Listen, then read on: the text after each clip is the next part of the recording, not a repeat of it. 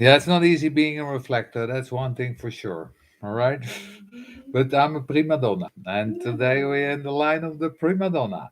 So, the prima donna.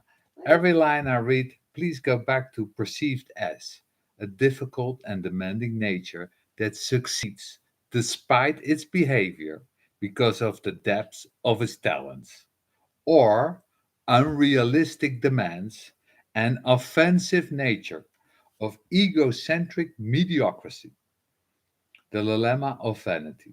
There you are, going along, minding your own business, and you get lucky. And in getting lucky, you assume that you're responsible. And assuming that you're responsible, you become a very, very uncomfortable force. And more than that, you're the second line. You don't know why you were discovered. More second lines get discovered than anybody else. You don't know why you've been discovered. You don't really even know how you do, what you got discovered in the first place. And so there is this sense of, I'm special.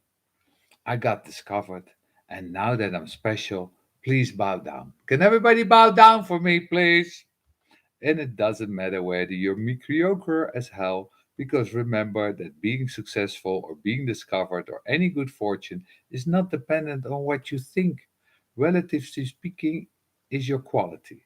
Remember, perceived as. It's hilarious. I'd love to do this as a comedy routine. This gate is so funny because this is the great pretending gate. We're always pretending through this gate. We're pretending that we're great. We're pretending that we're special. We're pretending that we've earned everything. We're pretending that it's ours. Well, it catches up with you after a while. The whole thing about this gate is that it's here to prepare you for the truth. And the truth is that, after all, that this is an identity gate. This is not the emotional system. This is in the way, in a sense, it's the way of the body. And the whole thing is that the way of the body is no matter what the personality or the passenger, no matter how they manipulate what they think they perceive, this is just a body trip. And if you surrender to your body trip, you will see that, yeah, you might be discovered. You see that if you're discovered, you might be a prima donna. It doesn't really matter. It's just a recognition that there is no choice. Obviously, if you're dealing with partnership, and this is the theme of our duality movement, is that discovering the other, the partner, that's the prima donna. That obviously these are themes. And these are all very, very deep body themes. And of course, the not self is lost in the body. It's very hard for people to accept serendipity. It's very hard for people to accept good fortune. It's very hard for people to accept luck. It's very hard for people to accept no choice or helplessness because it's all the same thing. And so we don't. We end up creating all kinds of invented explanations in order to try to put it in a frame that we work with and can understand. Specialness is a disease in humanity. I remember how many arguments I had with people when they would say, well, this is great that you're bringing in this stuff. And I would say, no choice. And they would say, yes, but you're special. And I would say, that's not true. Specialness is one of the things that is a response to not understanding why things happen. It happened to me. I'm lucky.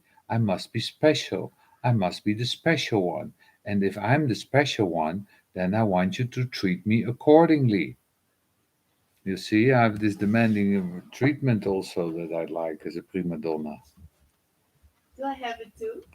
No, you don't have the line of the prima donna. Well, I feel like I have the queen and the prima donna. I'm just I'm bugging. still recording. Let me get back to this. 1 second. The 2 You 5.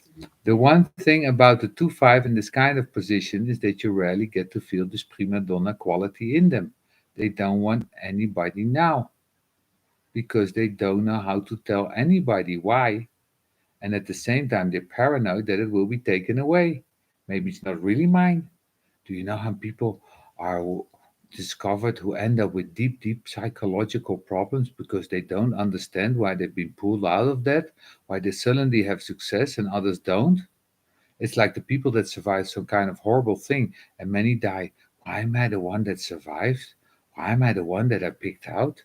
And for most of these people, it's deeply, deeply disturbing for them. They don't really want to come to clear conclusions about that.